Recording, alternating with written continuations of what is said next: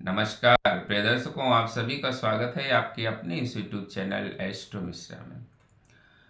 दर्शकों, कल हमने बात की थी शुक्र के राशि परिवर्तन की। शुक्र जो है वो 20 दिसंबर को धनु राशि में जा चुके हैं, जहां सूर्य और मंगल पहले से विद्यमान हैं। अब यहाँ पर त्रिग्रही कॉम्बिनेशन बन गया, यानी धनु राशि में सूर्य, मंगल और शुक्र, इन तीन ग्रहों का कॉम्बिनेशन बन गया। और इसके बाद फिर जो है एक और राशि परिवर्तन होने जा रहा है, वो है बुध का राशि परिवर्तन। बुध जो है वो 29 दिसंबर को वो भी जो है वृश्चिक राशि से निकलकर धनु राशि में चले जाएंगे।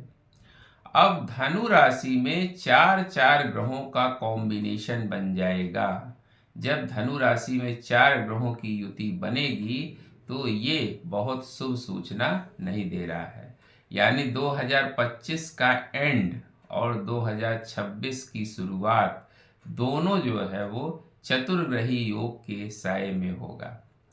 एक्चुअली ज्योतिष का ये सिद्धांत है कि दो ग्रह तीन ग्रह तक तो ठीक है, लेकिन अगर किसी राशि में चार ग्रह इकट्ठे हो जाते हैं तो वहाँ कॉम्प्लिकेशन क्रिएट होने लगता है। एक तीन चार ग्रह जब एक साथ हो जाते हैं तो फिर वहाँ पर दिक्कतें आनी शुरू हो जाती हैं, या उससे ज़्यादा ग्रह एक साथ हो गए तो भी दिक्कतें आनी शुरू हो जाती है। कभी 6 ग्रहों की युति बन जाती है, 7 ग्रहों की युति बन जाती है। तो एक राशि में जब इतने ज़्यादा ग्रहों की युति बनती है तो उससे दिक्कतें आनी शुरू हो जाती, कॉम्प्लिकेशन क्रिएट होते हैं।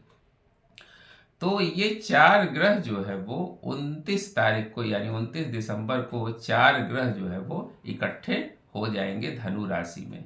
धनु राशि जो कि फायर की राशि है और इसमें इन चार चार ग्रहों का इकट्ठा होना ये शुभ सूचना नहीं है।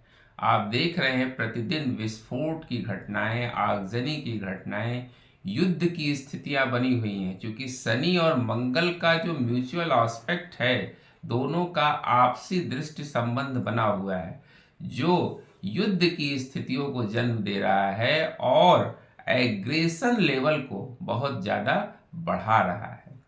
तो इस तरह की स्थितियां जो है 2025 के एंड और 2026 की शुरुआत में रहेगा। अब चार ग्रहों का जो ये कॉम्बिनेशन बन रहा है ये चलेगा आपका 14 जनवरी तक। 14 जनवरी को जो है वो यहाँ से सूर्य निकल जाएंगे, यानी सूर्य धनु राशि से निकलकर मकर राशि में प्रवेश कर जाएंगे। तो जब ये मकर राशि में चले जाएंगे तब ये चतुर्ग्रही योग भंग होगा। लेकिन फिर इसके बाद और ग्रहों के भी राशि परिवर्तन होंगे, यानी ये जो कॉम्बिनेशन है चार ग्रहों का ये अभी धनु राशि में बन रहा है। इसके बाद फिर ये मकर राशि में बनना शुरू हो जाएगा। यानी पहले सूर्य का राशि परिवर्तन होगा, फिर शुक्र का, फिर मंगल का, फिर बुध का। यानी ये चारों ग्रह फिर जो है जनवरी के महीने में मकर राशि में ट्रांजिट कर जाएंगे। तो इसके परिणाम जो है वो बदल जाएंगे। हम इस पर चर्चा करेंगे कि इन चार ग्रहों के मकर राशि में जाने के क्या परिणाम होंगे। अभी फिलहाल धनु राशि पर बात कर रहे हैं।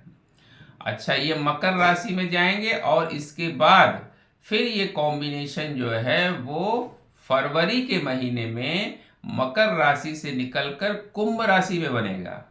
फिर ये कॉम्बिनेशन जो है वो कुंभ राशि में बनेगा, और कुंभ राशि में जब बनेगा तो कुंभ राशि में राहु पहले से उपस्थित है।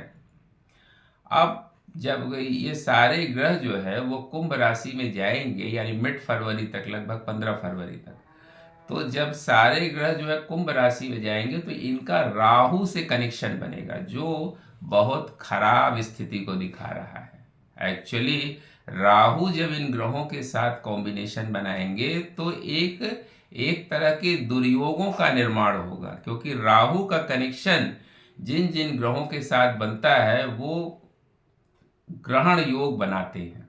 चंद्रमा के साथ ग्रहण योग, सूर्य के साथ ग्रहण योग। तो खैर चंद्रमा तो अभी नहीं जाएंगे, लेकिन सूर्य, मंगल, बुध ये तो जाएंगे ही, और शुक्र। तो ये जो है सारे ग्रहों को दूषित कर देंगे। यानी जो भी ग्रह कुंभ राशि में जाएंगे, और चूंकि राहु वहां पहले से उपस्थित है, तो ये ग्रह जो है वहां पर दूषित हो जाएंगे। तो ये जो कॉम्बिनेशन चतुर्ग्रही योग का बन रहा है, ये बहुत अच्छी स्थिति नहीं दिखा रहा है। ये पूरी देश दुनिया में विध्वंसक घटनाओं को जन्म देगा। यानी चूंकि शनि और मंगल का म्यूचुअल एस्पेक्ट बना हुआ है, इस वजह से आप देखिए युद्ध की स्थितियां लगातार बनी हुई हैं। युद्ध अब हुआ कि तब हुआ। हम केवल भारत की बात नहीं कर रहे हैं, ये पूरी दुनिया में इस तरह की स्थितियां बनी हुई हैं। अच्छा, धनु राशि में चूंकि 4 ग्रह जो इकट्ठे हुए हैं, ये भारतवर्ष की अगर कुंडली देखी जाए, तो चूंकि भारतवर्ष की कुंडली वृषभ लग्न की है, इसलिए वृषभ लग्न जो है भारतवर्ष वृषभ लग्न में अष्टम भाव में धनु राशि बनती है। यानी अष्टम भाव में इन चारों ग्रहों का कॉम्बिनेशन बनेगा, जो 14 जनवरी तक चलेगा। तो 14 जनवरी तक जो है ये चार ग्रह जो है वो धनु राशि में अष्टम भाव में भारतवर्ष की कुंडली में गोचर करेंगे, जो भारत के लिए विकट परिस्थितियों को जन्म देता हुआ दिखाई दे रहा है। ये बहुत अच्छी स्थिति नहीं है। अभी आप देखिएगा 3 ग्रह एक साथ हो गए हैं। बुध की एंट्री अभी और होने दीजिए, इसके बाद आप देखिएगा कि दिक्कतें बढ़नी शुरू हो जाएंगी। क्योंकि गुरु भी इस समय जो है वो वक्री हैं, इसलिए रेसेशन भी दिखाई दे रहा है। यानी इस समय इकोनॉमिक डिस्टरबेंस भी लगातार बना हुआ है, और आगे अभी और स्थितियां गड़बड़ होने वाली हैं। तो इकोनॉमिकली जो है काफ़ी उतार चढ़ाव इस समय बना हुआ है। हमने चर्चा की थी कि चूंकि राहु इस समय शतभिषा में हैं, इसलिए इल्यूजन बहुत ज़्यादा क्रिएट होगा।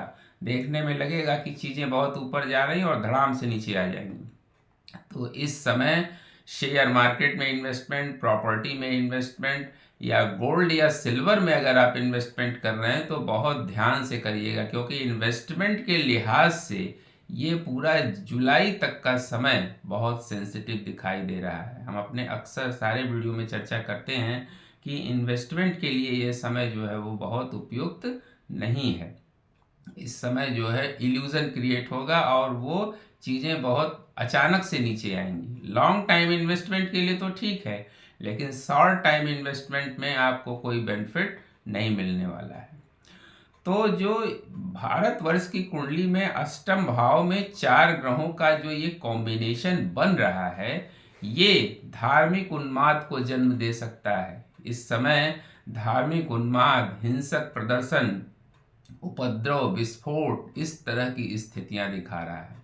साथ ही इस समय भूकंप वगैरह भी आ सकता है। प्राकृतिक आपदाएं इस समय चरम सीमा पर रहेंगी। यानी जो ये 15 दिन का समय है जनवरी का, और 10 दिन का समय ये, यानी 20-25 दिन का जो समय है, ये बहुत सेंसिटिव दिखाई दे रहा है। इस बीच हमको बहुत ज़्यादा सावधान रहने की ज़रूरत है।